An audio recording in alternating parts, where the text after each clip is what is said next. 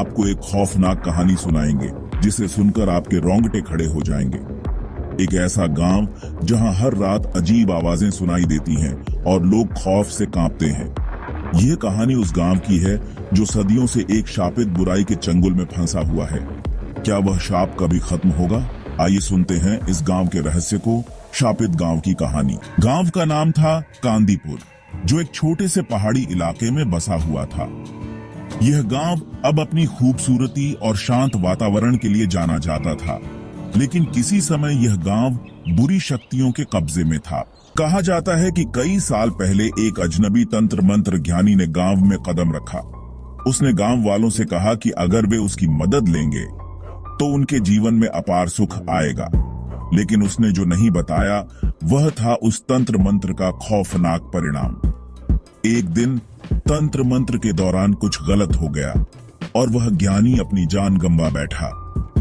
उसके बाद गांव में अजीब घटनाएं होने लगी। लोग रात के वक्त गायब होने लगे, बच्चों के रोने की आवाजें सुनाई देती थीं और जिनकी आत्माएं असमय मरी थीं, उनकी अजीब आवाजें सुनाई देती थीं। एक दिन गांव वालों ने महसूस किया कि एक गहरी बुराई ने गांव को शापित कर दिया था। गांव वाले अब डरने लगे थे। जो भी गांव में नया आता वह या तो खो जाता या फिर रात के वक्त किसी अजीब घटना का शिकार हो जाता। कहते हैं शापित गांव में रात होते ही अंधेरा बहुत गहरा हो जाता था। गांव की गलियों में शांति नहीं थी, केवल चीखों और डरावनी आवाजों की गूंज थी। एक दिन एक युवक अरुण, जो गांव से बाहर काम करने गया था, अपने परिवार के साथ वापस लौट आया।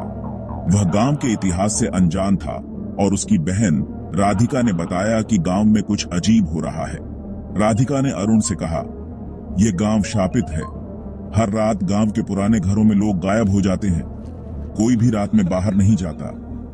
लेकिन अरुण को यह केवल अफवाह लग रही थी। वह यह समझने के लिए तैयार नहीं था कि यहाँ कुछ ऐसा बुरा हो सकता है।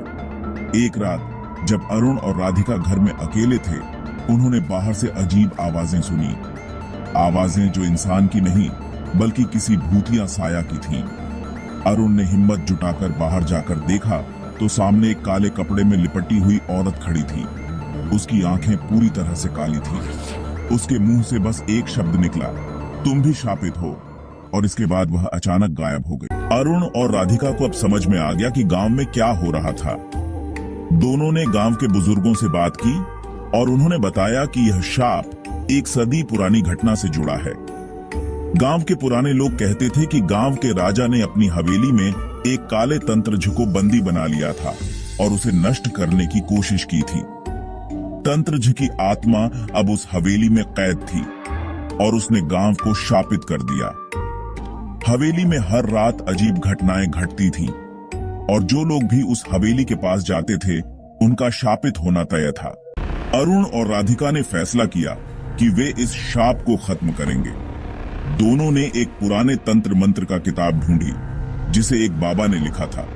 किताब में लिखा था कि यदि कोई व्यक्ति अपनी जान को खतरे में डालकर हवेली के अंदर जाकर तंत्र मंत्र को निष्क्रिय करने की कोशिश करेगा तो उसे ही शाप से मुक्ति मिलेगी। अरुण और राधिका हवेली की ओर बढ़े। जैसे जैसे वे हवेली के पास पहुंचे, उनकी धड़कनें तेज होने लगी। हवेली का दरवाजा पूरी तरह से जंग खा चुका था और वहां की हवा भी भारी थी। जब वे अंदर गए तो उन्होंने देखा कि हवेली में कोई इंसान नहीं था, लेकिन दीवारों पर खून के धब्बे थे और हर जगह अजीब सी ताकत महसूस हो रही थी। हवेली की दीवारों से किसी के चीखने की आवाजें आ रही थीं। आखिरकार वे एक कमरे में पहुंचे जहां एक कटा फटा तंत्र मंत्र का पट्टा पड़ा हुआ था। जैसे ही अरुण ने वह तंत्र मंत्र पढ़ा, हवेली के अंदर एक तेज आंधी चलने लगी। दीवारों में दरारें आ गईं और पूरे घर में एक अजीब सी गूंज सुनाई दी। तभी हवेली के अंदर की कटी फटी आत्मा ने अपनी पूरी ताकत दिखाई।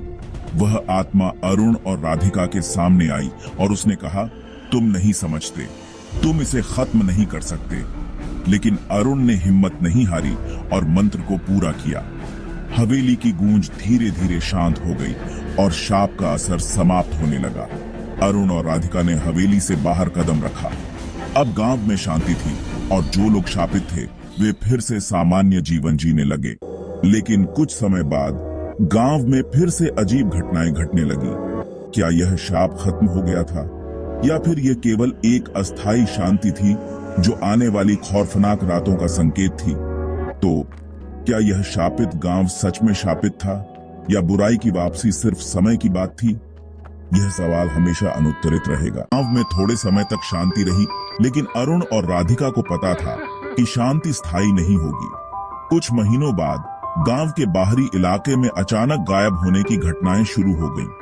पहले एक व्यक्ति, फिर दूसरा, फिर धीरे धीरे और भी लोग, लेकिन इस बार शापित हवेली से नहीं बल्कि गांव के चारों ओर से। ये घटनाएं इतनी डरावनी थीं कि गांव वाले एक बार फिर से डर के साये में जीने लगे। अरुण और राधिका ने फैसला किया कि उन्हें एक बार फिर से हवेली जाना होगा, लेकिन इस बार कुछ अलग करना होगा। उन्होंने एक पुराने तंत्रज्ञ से संपर्क किया, जिसने उन्हें बताया कि हवेली में बंदी पड़ी आत्मा कभी भी पूर्ण रूप से मुक्त नहीं हो सकती जब तक किसी और आत्मा की बलि न दी जाए। इस बार केवल तंत्र मंत्र से काम नहीं चलेगा, उन्हें खुद उस आत्मा का सामना करना होगा जो अभी भी गांव के शाप के लिए जिम्मेदार थी। गांव में कुछ और लोग भी उस रहस्यमय ताकत का सामना करने के लिए तैयार हुए। जैसे जैसे वे हवेली के पास पहुंचे, अचानक हवेली के दरवाजे खुद ब खुद खुल गए। हवा में अजीब सी ठंडक थी और हवेली का माहौल फिर से भयावह हो चुका था। राधिका और अन्य गांव वाले हवेली के अंदर गए और वहां एक बुरी ताकत का सामना किया। एक भयानक साया सामने आया जिसकी आंखों से खून बह रहा था और जो गुस्से से चिल्ला रहा था, तुम सब मेरी नींद में खलल डालने आए हो, अब तुम नहीं बचोगे। हवेली में और भी अजीब घटनाएं घटी। दीवारों से खून की धार बहने लगी और कमरे की हवा इतनी भारी हो गई कि लोग सांस नहीं ले पा रहे थे। लेकिन अब कोई रास्ता नहीं था। उनका लक्ष्य था केवल एक, उस आत्मा को हराना। एक बड़े संघर्ष के बाद अरुण और राधिका ने उसी तंत्र मंत्र को फिर से दोहराया, लेकिन इस बार उन्होंने वो शक्ति को अपनी पूरी आत्मा से मुकाबला किया। राधिका ने हवेली के केंद्र में रखे एक पुराने शिलापट्ट को तोड़ा, जिससे आत्मा को बंदी बनाने वाली शक्ति समाप्त हो गई। तभी अचानक हवेली में सब कुछ शांत हो गया। आत्मा जो सदियों से शापित थी अब मुक्त हो गई। लेकिन उसके जाते ही गांव की हवा हल्की हो गई और गांव में छाई डर की घनी छांव धीरे धीरे छंटी। अब वो शाप समाप्त हो चुका था। अरुण और राधिका, जो अब अपने परिवार के साथ शांति से रह रहे थे, कभी नहीं भूल पाएंगे वह रात जब उन्होंने शापित हवेली का सामना किया। उन्होंने अपने गांव को बचाया, लेकिन यह एक हकीकत थी कि बुराई की शक्ति कभी पूरी तरह से समाप्त नहीं होती। अगर बुराई की ताकत कमजोर पड़ी तो यह एक दिन फिर से वापस लौट सकती है, अगर हम सावधान नहीं रहे। गांव वाले अब भी हवेली के पास जाने से डरते हैं। वे समझ चुके थे कि यह दुनिया हमेशा किसी न किसी अजीब और डरावनी ताकत से भरी रहती है और हमें अपनी पूरी हिम्मत और सावधानी से इसका सामना करना चाहिए। तो दोस्तों, क्या आप मानते हैं कि इस शापित गांव को सचमुच मुक्ति मिल गई है, या फिर यह सिर्फ एक अस्थायी शांति थी और बुराई कभी न कभी फिर से लौटेगी? इस सवाल का जवाब हम नहीं दे सकते, लेकिन एक बात तो साफ है, इस दुनिया में बहुत सी ऐसी ताकतें हैं जिन्हें हम समझ नहीं सकते। अगर आपको ये कहानी पसंद आई हो तो हमारे चैनल को सब्सक्राइब करें, ताकि आप और भी खौफनाक और डरावनी कहानियों से रूबरू हो सकें। अगले वीडियो में हम फिर से एक और डरावनी कहानी लेकर आएंगे। तब तक के लिए ध्यान रखें और रात की हवाओं से डरे रहें।